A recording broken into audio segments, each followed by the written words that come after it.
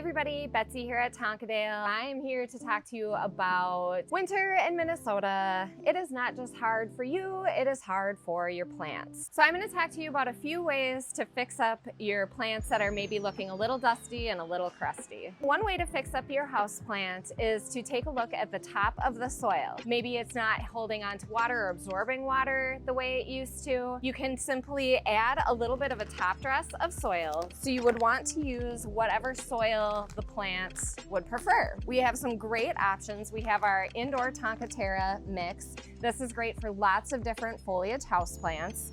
We also have the Soul Soil mixtures, chunky houseplant mix, cactus gritty mix, orchid mix, succulent mix, just to name a few. Houseplant chunky mix is great right out of the bag for things like philodendrons, any aroids, monstera, and it also makes a really pretty soil topper. For things like foliage houseplants, here we have pothos. What you can do is just simply add a little bit of houseplant soil to the top of the pot. You want to be careful not to bury the plant too much farther, but it just refreshes it, makes it easier for the plant to absorb water and nutrients. We have this great blend of Tonkaterra indoor houseplant mix. This is great for all different kinds of foliage houseplants, and it's a great base if you want to mix your own soil.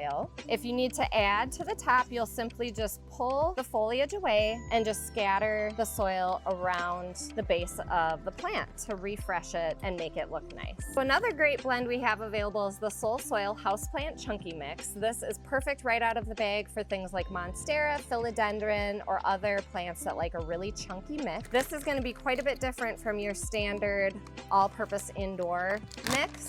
This has bark, leca, big pieces of perlite, cocoa, lots of really good airy ingredients. Another great option for our cactus friends, if they need a little bit of extra help, is the Soul Soil Cactus Gritty Mix. We also have a succulent blend available. This is really nice and gritty, lots of clay, lots of bark, lots of cocoa core chunks, large perlite, grit. This is going to be really great for cactus. They don't want to hold on to water for too long. Another great way to rehab your houseplants, if needed, is to add a little bit of the soil salvation to your soil mix when you're top dressing. This is a great mix of biochar and worm castings, and it just adds a little bit of extra nutrition to the soil if it's not time for you to repot. I have a little bit of soil that I'm going to add to this plant as a top dressing.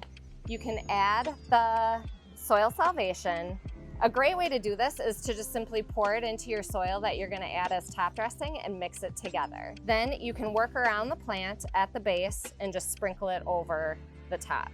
Another way you can do it, if you don't need to add soil to the top, is to simply sprinkle a little bit of the mixture over the soil surface. For something like an 8-inch pot, I'd probably do like 4 teaspoons. It comes with this handy dandy little scoop. And then you'll just work it into the soil surface and you can water it in. That's a really easy way to help kind of enrich the soil until you can repot in the spring. Another simple way to dress up your house plants and have them looking their best through the winter is to use soil toppers. We have several options available, different mosses, sand, grit, stones.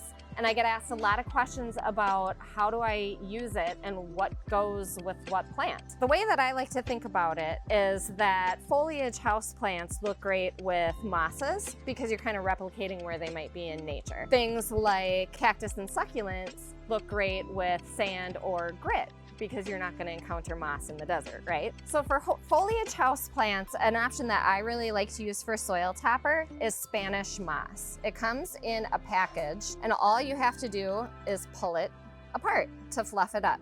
This is great because it doesn't hold water the way that sheet moss does, and it just kind of spruces up the top of the pot.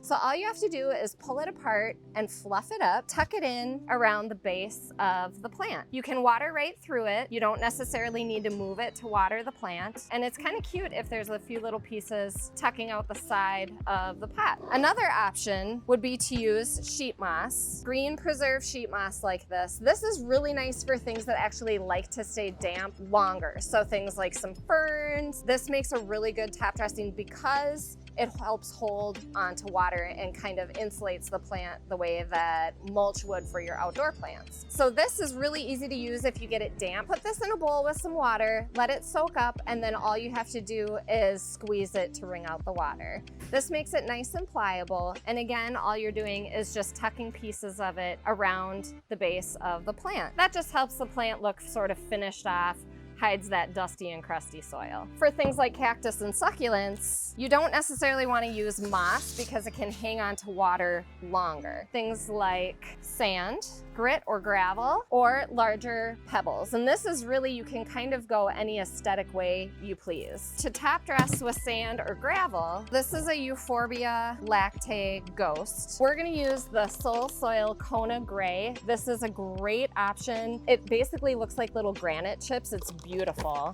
And I thought this would look really nice with the white of the plant. We've got little scoopers that we use. You can use your hands, you could use a spoon, pour it out of the bag, and you're just gonna spread it around the soil surface. You do want it to be, I find, at least 1/4 of an inch thick. That really helps to keep it from moving around the pot when you water, particularly for the sand. But this just dresses it up a little bit, hides that soil that maybe needs a little bit of help if it's not time to repot yet. The nice thing about soil toppers is they're really easy to just water right through. You don't need to move the topper to the side when you're watering the plant. And another really nice benefit of soil topper is it keeps the soil from kind of maybe washing out over the top of the pot, helps to just keep everything in place. Another thing that houseplants can have trouble with in our Minnesota winters is access to enough light. And one thing that people don't think about is that your plants, just like your bookshelves, your tabletop surfaces, they get dusty too. A great way to deal with this is the We the Wild leaf shining gloves. You can use them damp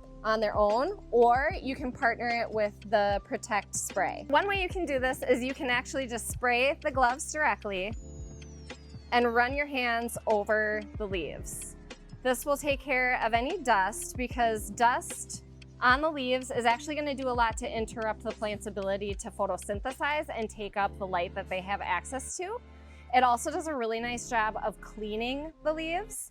And bonus, the Protect spray has neem oil in it, so it works great at preventing pests. If you have given your plants a spot day and they still need access to more light, we have a few great options. Two options are going to be the We the Wild Grow Lamp and the Grow Bulb. This Grow Bulb is awesome. You can plug it into any lamp that you have. So if you have something is taller that needs more light, you could plug this in instead of a regular light bulb. If you've got something that's smaller stature, just needs a little bit of extra help, this is really easy to use. You can just simply stake it into the center of the pot. This telescopes up and down so you can adjust it to the height of the plant. Then all you have to do is plug it in and the light will stay on for up to 16 hours. Two other options we have available. The package says seed starting lights, but if you won't tell, I won't tell. The Epic Gardening Grow Lamp with the tray, and then the adjustable Epic Gardening Grow Light with 2 adjustable legs on it. These would be great for a collection of small house plants. So if you've got a few 4-inch or 6-inch house plants that need a little extra help,